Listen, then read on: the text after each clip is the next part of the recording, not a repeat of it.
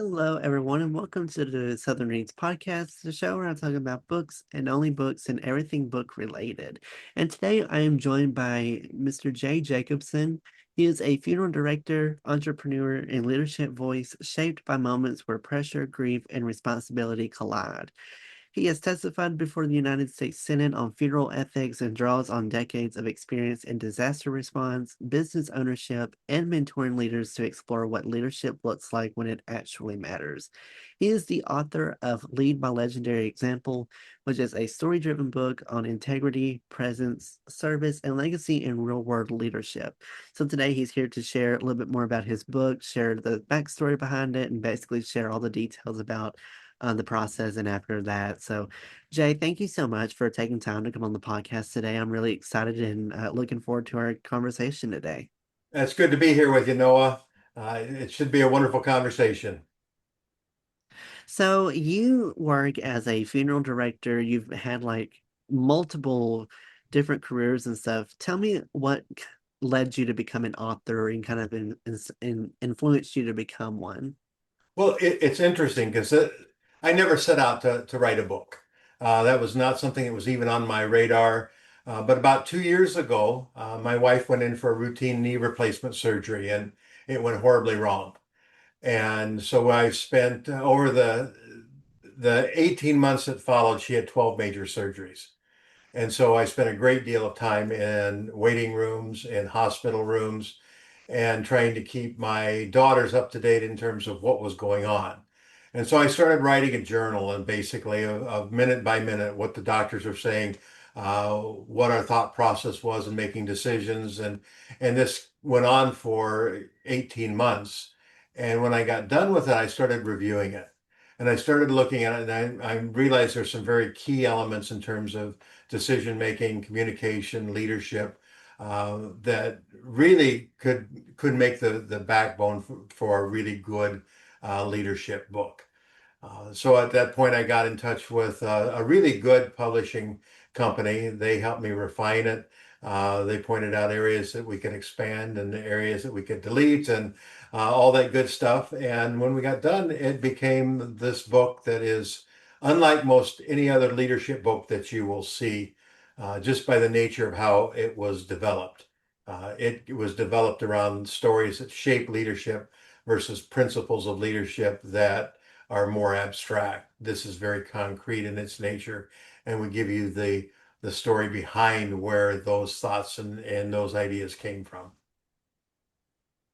So, when writing this book, what was kind of the central idea or central thing that you wanted to kind of focus on and really talk about?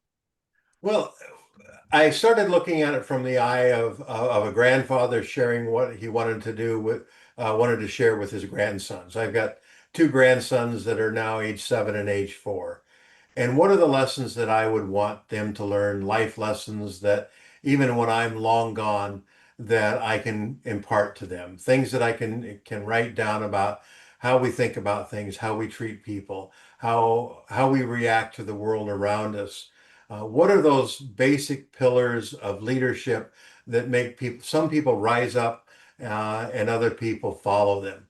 And that's really the impetus of where I was going with this book. It's designed to really create that sense of this is a lifelong learning of learning leadership, learning those skills, learning the communication skills that are necessary, and putting it in a framework that is repeatable.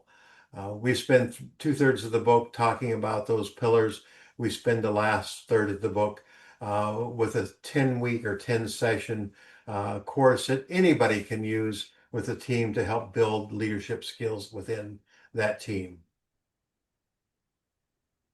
So, when it came to the writing process, share with me a little bit about your writing process of how you wanted to kind of craft it all, draft it all, and did you want to kind of take it as like a one topic at a time? Did you want to talk about multiple topics at once? How did your writing process go?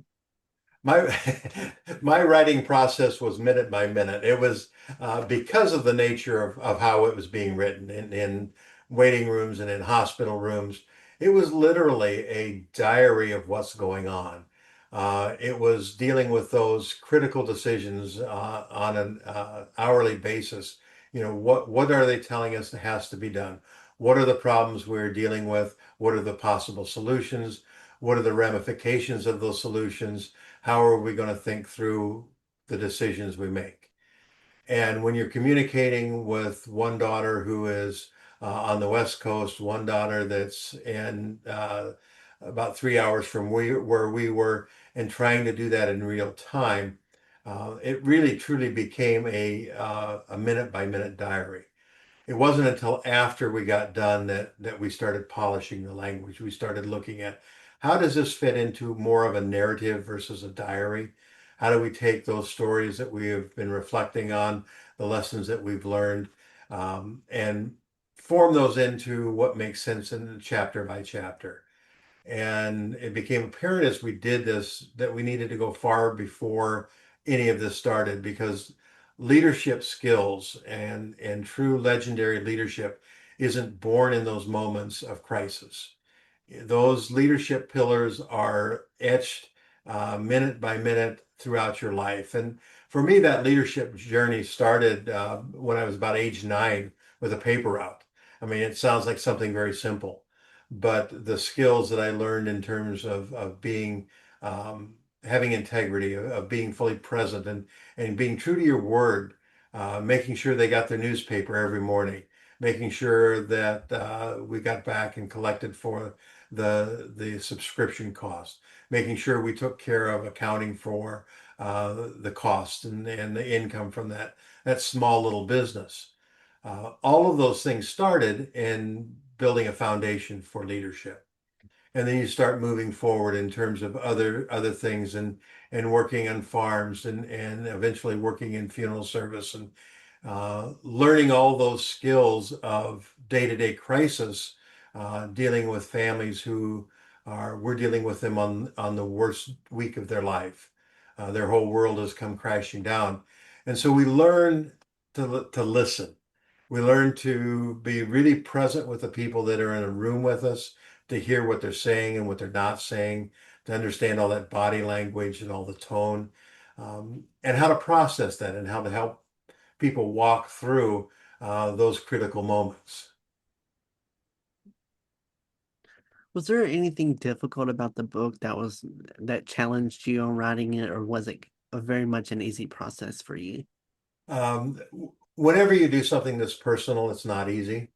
When you're having to relive the toughest moments of your life, the toughest moments of your friends and family's lives around you, and relive some of those moments that of mentors that failed, mentors that succeeded and are no longer with us.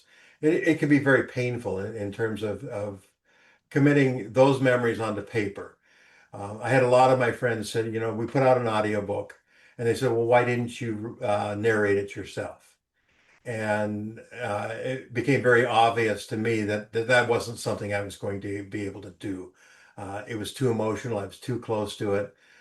So we were able to team up with Fred Lang, who narrates our book, and just does an outstanding job of narration.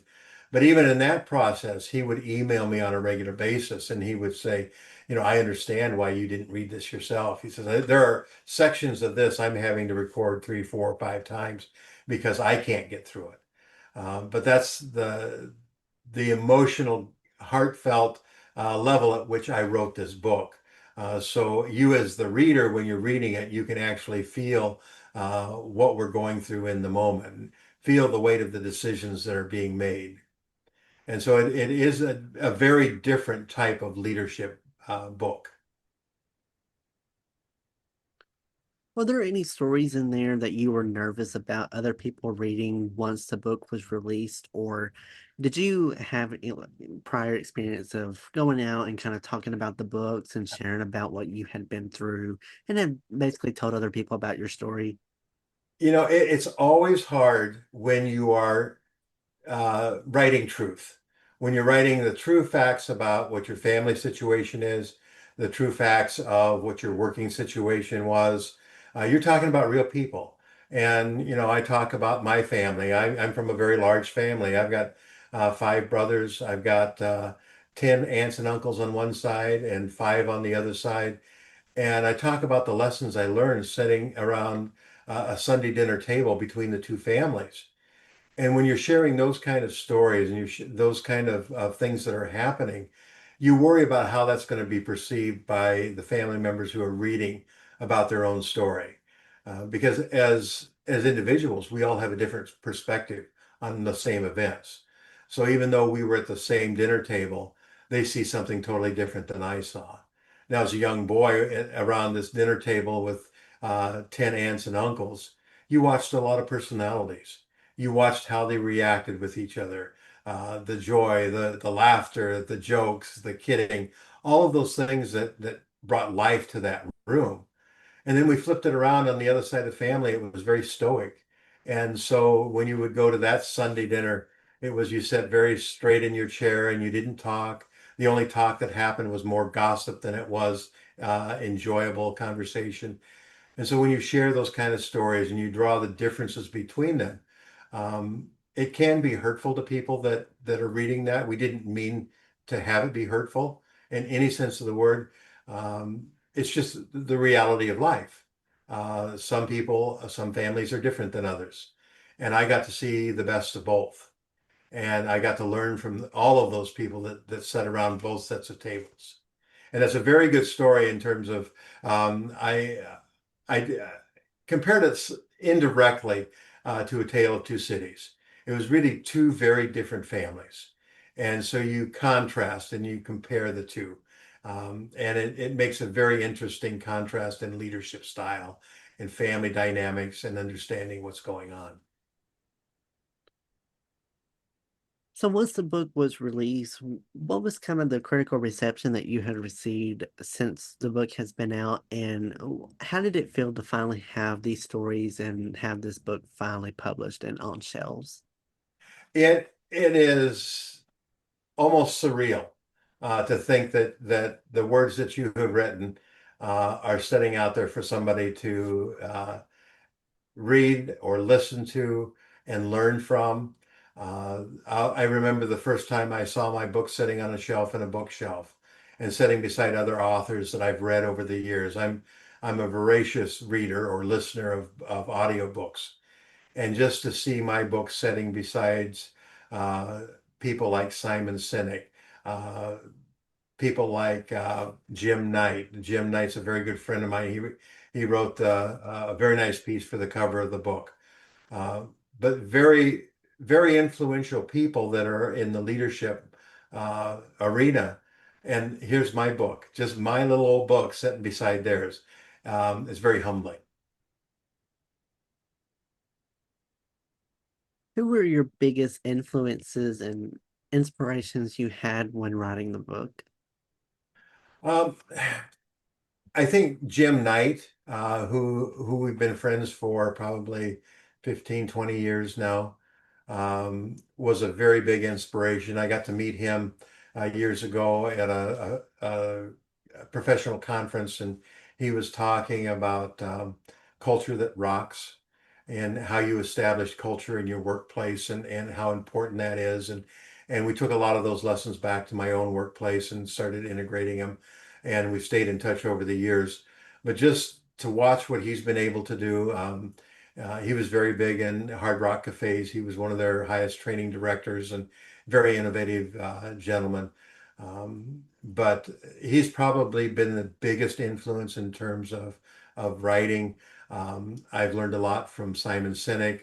I've learned a lot from the authors of Crucial Conversations and and lately from John Haig, who wrote about the anxious generation. Those are all very good literary guides, literary pieces that you can get today that have very deep relevance about what's happening in the real world, what's happening in the world of leadership and communication in society in general. From people that have read your book and have read the stories in there, has anyone reached out to you personally about sharing some of their personal stories that they have personally gone through themselves? We have had a few people that have reached out.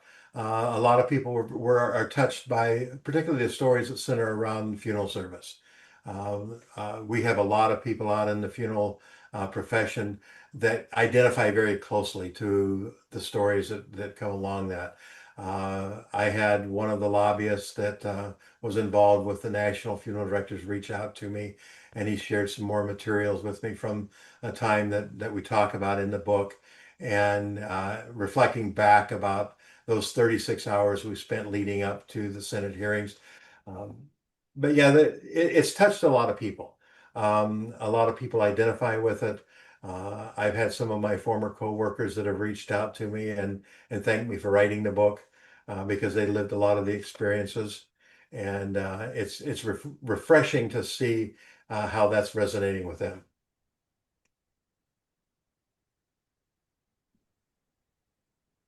How long did it take you to write the book exactly? Was it a short process? Did it take you years of having to just wait for the story to tell itself? Uh, I would say it's probably been a 2.5 year process.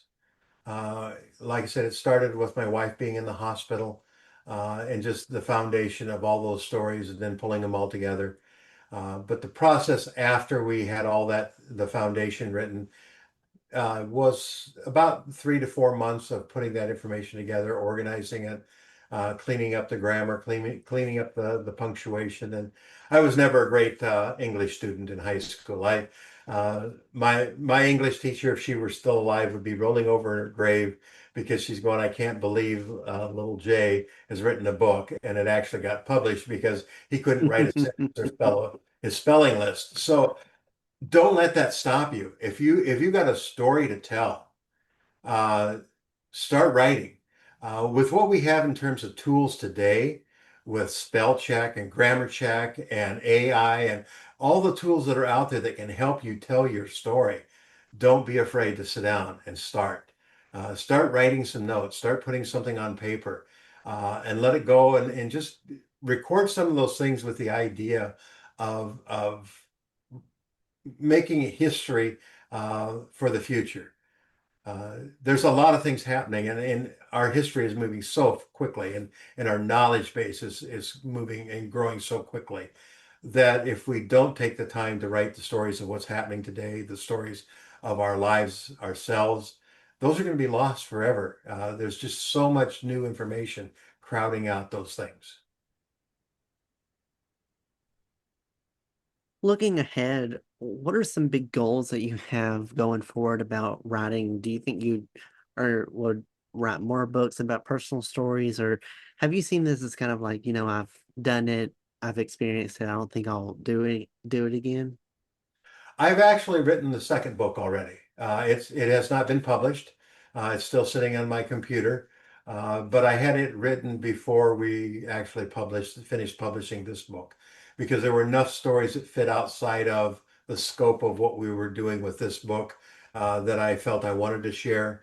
So that one's sitting back, ready to be polished when we get to the point where we want to put it together. I do a lot of writing for publications, national and local publications. I do a weekly and a daily posting as far as social media and a blog. So a lot of that is an ongoing process of daily looking at, okay, what is relevant to share in terms of leadership, communication, and personal growth in the realm that I work with. I'll be speaking to a couple of different conferences later this year, which is a wonderful opportunity to meet a lot of people all at once and share some ideas. And I'll be doing a lot of training with folks on the ethical use of artificial intelligence. It gets a bad rap in the writing world because the true writers won't touch it or won't admit to touching it.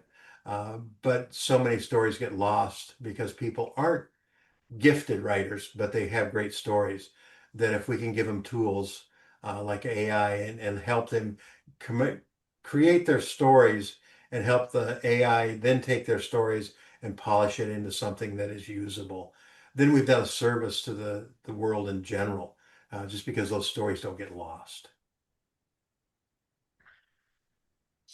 So looking ahead, have you been able to participate in book fairs or book events around your town, or have been the opportunity to travel to help promote your book, or is that something that you were would be open to doing in the future? I'm absolutely open to doing that. I've had a couple opportunities. I'll have a couple more opportunities later this year for large audiences to be exposed to my book. Uh, but it, I- to be perfectly frank, I didn't write a book to sell a book. I wrote a book to capture the stories, and I've done that. And if it sells, it sells. Uh, but my real goal in terms of my future is personally sharing those stories, personally mentoring and training and helping young people into the profession, young people into business, and understanding the communication skills that they need, understanding the leadership skills that are going to be most relevant, and helping them develop those skills so that generation after generation, uh, that echoes through it. You can't do that necessarily in just selling a book, but you can do it if you're touching lives on a daily basis. What advice do you have for people that are maybe wanting to become a writer themselves, but they don't know where to begin? What advice would you give to them of where they can start and some of the best advice about how they can go about the writing process? Most people aren't going to like my advice. I'm going to advise you get up at 4 o'clock in the morning. Get up at 4 o'clock when nobody else is awake, when there's nothing on TV, when there's no noise outside, when there's no sunlight coming in the window, when there's no birds chirping outside the door, and start writing a journal. Start reading different things. Start listening to different authors that inspire you. Figure out what inspires you, what about those authors, and start looking at your own writing and say, is my writing inspiring someone else? If I were reading this, would I be inspired? And then look at your story and look at how does that affect other people? Because when you write that story from that frame, from the frame of who's actually going to read it, and is it going to be informative? Is it going to be inspiring to them? You write with a different tone. You write with a different energy. And at 4 o'clock in the morning, your brain can start working, and it's just a great way to start the day. Well, Jay, I appreciate you so much for taking time out of your schedule to come on the podcast today to share your story and to share your books and everything.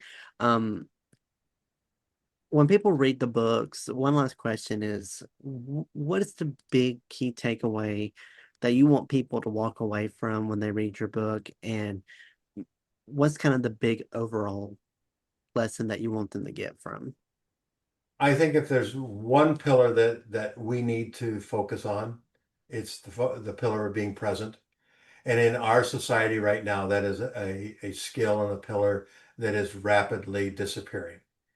And when we start talking about being present, it is uh, turning a cell phone off, turning a screen off, turning music off, and fully being present with the people in the room with you, listening to them, hearing the stories they're telling, looking at them and understanding the body language that they're using, and learning from the stories that they're telling you.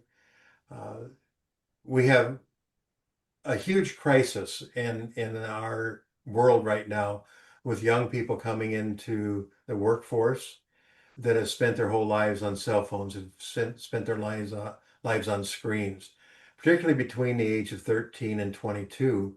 We hand them a cell phone, and that's the age when they should be learning how to read body language. They should be hearing adults talking, other people talking, using different tone of voice, different facial expression. And we naturally learn those things during that time. But we've artificially handicapped that learning process by putting devices in their hands. And so now a good part of what I do in terms of mentoring is going back and retraining these young people's minds to observe those kind of reactions in the room, to be able to sit in a room and understand some of the things that aren't being said, some of the body language that's being conveyed. And it's a dying art. And in the next 20 to 40 years, Knowledge-based hiring in the workforce is going to kind of disappear. We have infinite knowledge available on the internet. We can find out how to do anything. But the internet and AI cannot do the people skills. It can't look in somebody's eyes and understand the pain that's behind them. It can't look at somebody's body language and understand the frustration they're feeling. Those are human skills, and those are where the next workplace market is going to be going, is looking for those people that can understand those human skills. Well, Jay, again, thank you so much for coming on the podcast today to share your story and to share what you share your book and everything. And for people that are interested in the book and they would like to read it themselves and go out and purchase it and support you, tell me where they can go to find your book and where can they go to connect with you on the socials and see and keep up to date about when they can expect the second book to come out. Okay. They can find my book on Amazon, Lead by Legendary Example. It's available both in print and audio forms there. It's also available in from Apple Books in both print and audio versions.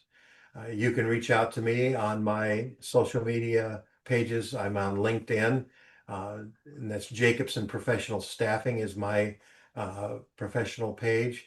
You can find me on my website, which is jacobsonprostaff.com. And on there, that has a link to purchase the book. It has a link to some other things that have been going on in terms of the book and some of the things we've been involved in. It also has a link to subscribe to our blog post. So if you want to get more information on a regular basis, you can get it there.